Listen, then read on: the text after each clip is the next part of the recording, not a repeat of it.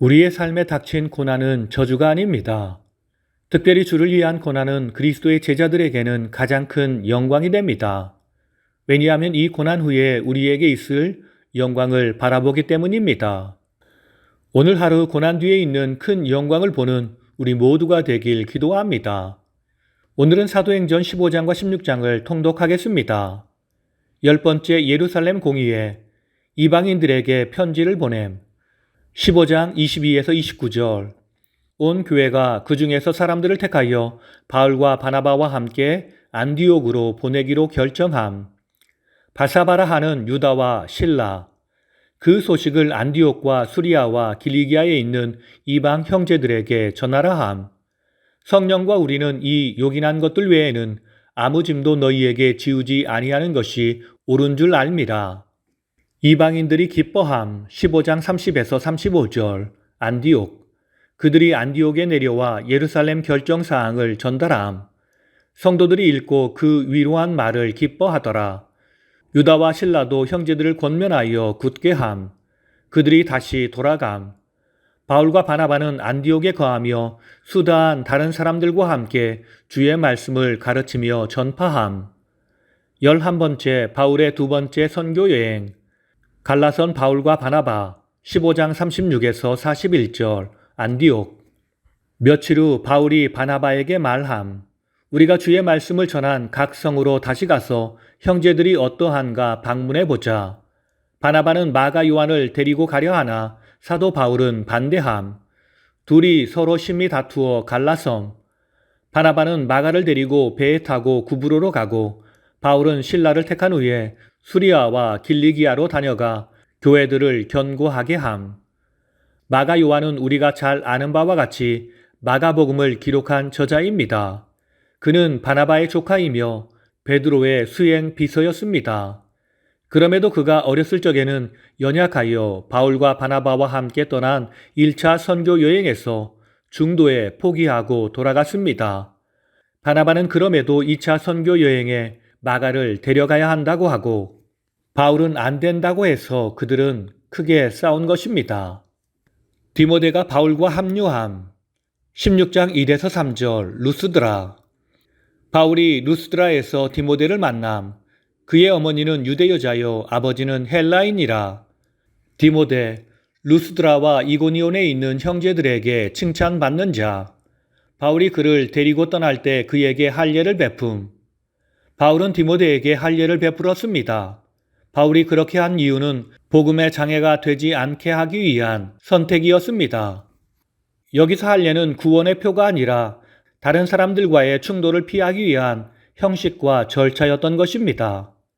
교회가 굳건해짐. 16장 4에서 5절. 부르기아와 갈라디아.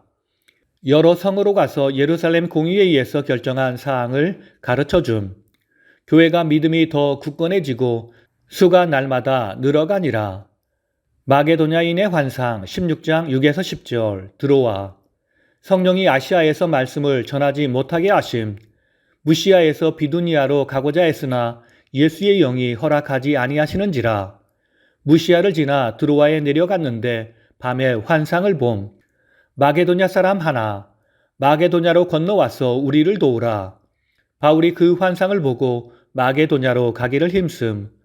이는 하나님이 저 사람들에게 복음을 전하라고 우리를 부르신 줄로 인정함이라. 바울은 2차 전도 여행에서 실라와 함께 떠납니다.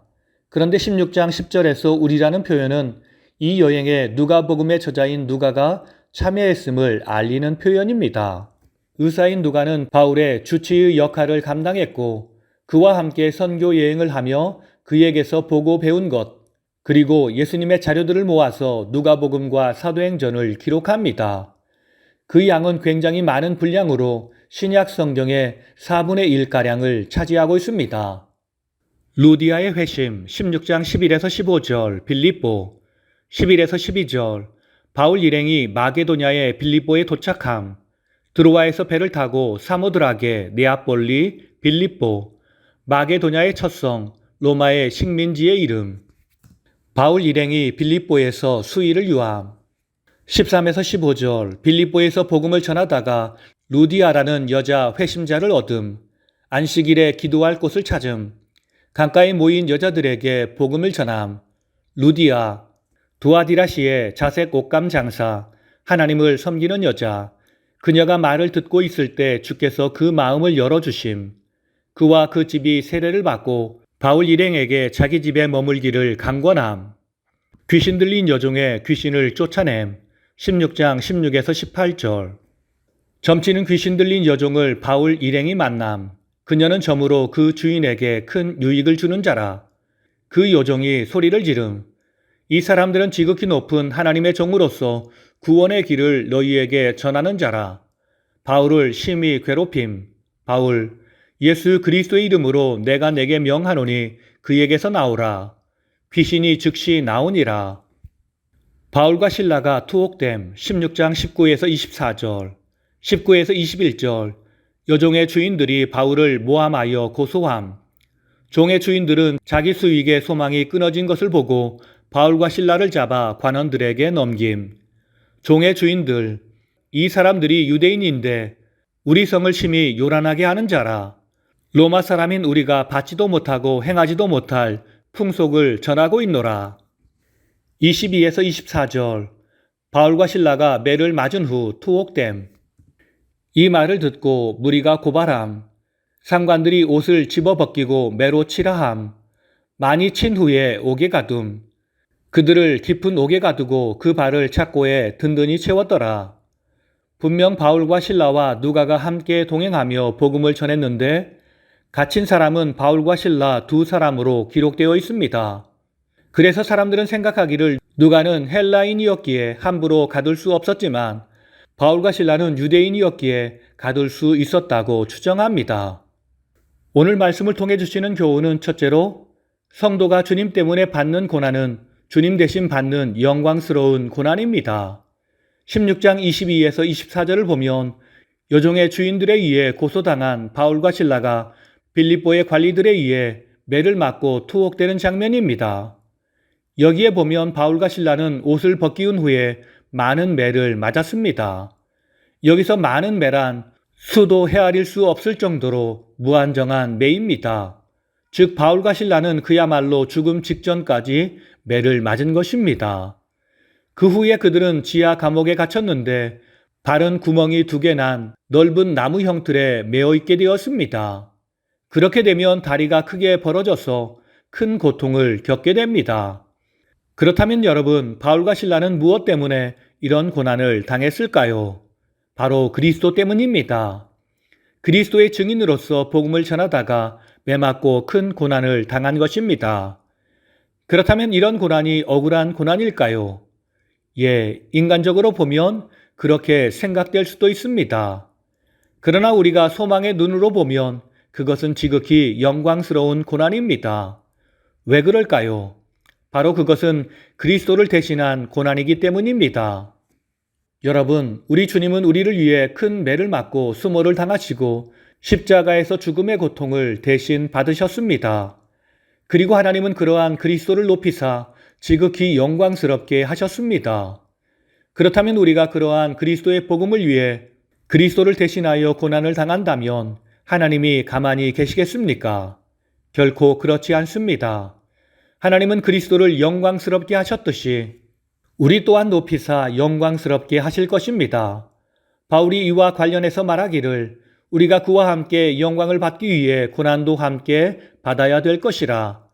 생각컨대 현재의 고난은 장차 우리에게 나타날 영광과 좋게 비교할 수 없도다라고 했습니다. 그러므로 우리는 주를 위해 당하는 고난을 두려워하지 말고 믿음으로 주와 동행하며 담대하게 나아가 주어진 십자가를 믿음으로 감당해야 합니다. 그럴 때 주님은 우리의 삶에 가까이 오셔서 주의 은혜와 사랑과 축복으로 채워주실 것입니다. 우리를 영화롭게 하실 것입니다. 이 믿음으로 승리하는 하루가 되길 기도합니다. 다 함께 기도하시겠습니다.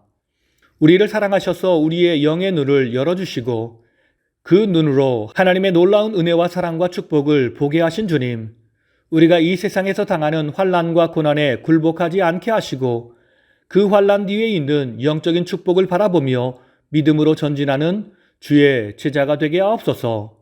우리의 고난에서 승리를 주시고 큰 상급을 주시는 살아계신 주님을 우리가 삶으로 증거하며 살게 하옵소서.